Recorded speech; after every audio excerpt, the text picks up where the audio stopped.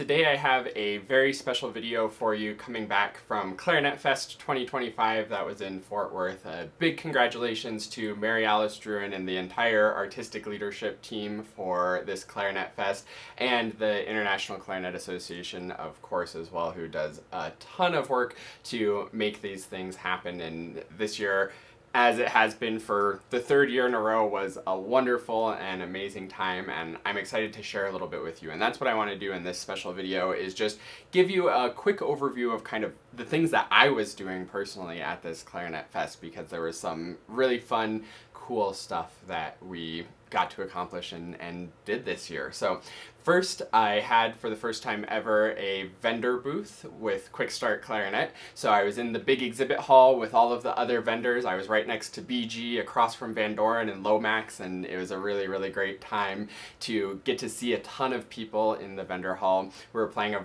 fun little duck game where you could pick from a table of ducks and look at what was on the bottom, and that determined the sort of QuickStart Clarinet swag prizes that you could win and take home. If you weren't able to be there, I'll put a link in the description for the little slideshow that was playing at my booth, so you can get a little hint of what the experience was like for people coming by the QuickStart Clarinet booth. So that was the first really fun thing that was new to me. Another fun semi-new was that I did a performance. At ClarinetFest in 2024 in Dublin, I got to perform as part of the Enthusiast Committee and was part of the premiere of Dr. Kristen Denny-Chambers' newest piece back then, Friendship, which is a solo clarinet piece that was really awesome and kind of inspired by this connection that we get at ClarinetFest, and I played the third movement alongside some other wonderful players. That was a really good time as well.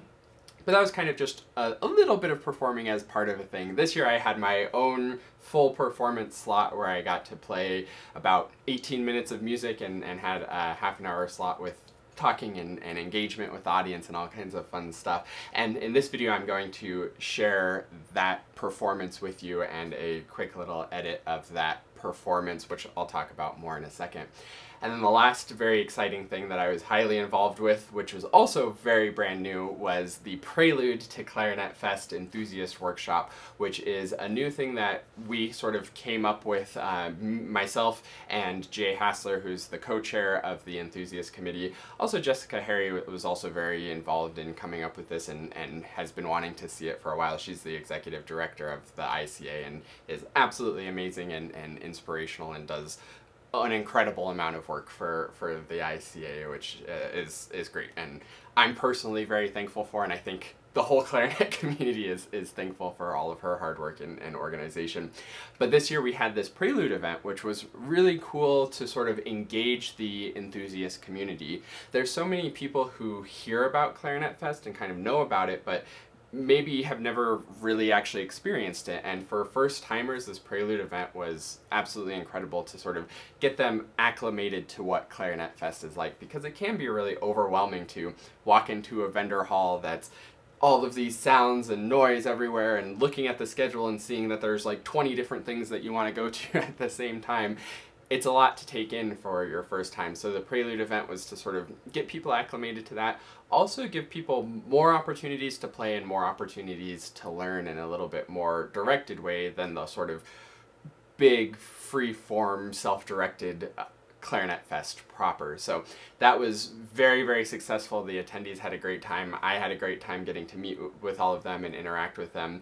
And one of the highlights of the Prelude for me was getting to interact with some of my colleagues in the Enthusiast Committee. We had Lynne Snyder, who is one of the Enthusiast Committee members who was helping run things, and it was absolutely fantastic hanging out with her and getting to know her better. She does have a small YouTube channel. I believe it's called The Reed Queen. I'll put a link to it in the description for sure, so you can check that out. She doesn't have a ton of videos, but her videos are really, really good, so you can check that out and learn more from Lynne. And then, of course, the co-chair, Jay Hassler, who I've known and met and worked with a fair amount online, but it was great to work with him more in person than we have in the past. And of course, if you don't know Jay, he is the Clarinet Ninja and has the Clarinet Ninja YouTube channel, which I will also put a link to in the description. And I want to give two very special shout outs to Jay. One is, I don't have a ton of videos, and I'm heading off out of town on vacation next week too, which I'm really looking forward to after all of the hard work of ClarinetFest and finishing up the academic year and all that good stuff. So I don't have a ton of content, but Jay did a lot of content on ClarinetFest, and he just released 2 half-hour videos that are really fun, and I make a guest appearance in one of them as well, so you can kind of check that out. But his stuff is really great, so I'll put a link to those 2 videos as well, along with his entire Clarinet Ninja YouTube channel. So if you're itching for more content and more ClarinetFest stuff, I don't have a whole lot of it for you right now, but he does, so you can absolutely check that out and get a lot of that. And the second shout out for Jay is that he very graciously put together an awesome edit of my performance, which is why I'm going to be able to share that with you now and show that to you in this video, because I certainly don't have the time or bandwidth to put together an edit of my performance just yet. Hopefully at some point in the future I'll get one put together as well with my camera angle and all that stuff. But he recorded it with his lav mics that aren't necessarily intended for this kind of recording, but the audio turned out pretty good, and he put some awesome videos to it without me asking for it at all, and just because he's a cool guy who is very nice and generous in that way. So that's what the real point of this video is to share that awesome performance he put together. But I also wanted to let you know a little bit about what I've been doing at ClarinetFest and invite you to attend a future ClarinetFest. Next year in 2026, it's going to be in Seoul, South Korea. And then in 2027, it's going to be in Salt Lake City, Utah. So both of those are going to be really awesome. Hopefully we'll have a Prelude event happening again. So if it's your first time and you're a little bit unsure what it's like, you can sign up for that and sort of get acclimated to ClarinetFest and make some friends and build community to go into the week with. So without further ado, I'll show you that edit that Jay graciously put together of my performance of Insignificant Amidst Immensity. And I should also share just a little bit of the background of this piece so that you have some context for it as you hear it. So this was a collaboration with my friend Ashley Minnick, who made 5 art pieces around the theme of places and spaces that make us feel small. So the first movement is kind of about darkness, and it's fully improvised, where I kind of start playing a note and then the audience members came up and wrote on the kind of chalkboard places and spaces that made them feel small, and then I improvised based off of what they were writing down. The second movement is called Pelagic, which is about kind of the layers of the ocean. So it starts with kind of arriving at the beach and this nice bright sunny day and hearing the waves crashing, and then we dive deeper and deeper into the dark, ominous depths of the ocean. The third movement is called Synaptic, which is about the kind of thoughts in our own mind, and in the art you'll see that there's sort of these clouds, like our kind of mind wandering and daydreaming in the clouds, but the clouds have little toothpicks sticking out of them, which represent some of the kind of sharp and spiky thoughts that we sometimes encounter.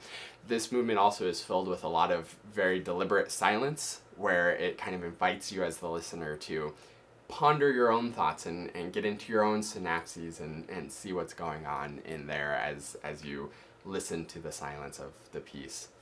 Fourth movement is Anaclophobic, which is based on anaclophobia, which is the fear of large crowds. So you can see a bunch of different crowds and faces in the artwork, and there's a little mirror where you can kind of look at the art and see yourself in the crowd, and it captures all those chaoticness of a crowd, the anxiety of a phobia, along with also that sense of feeling alone even though you're surrounded by lots and lots of people.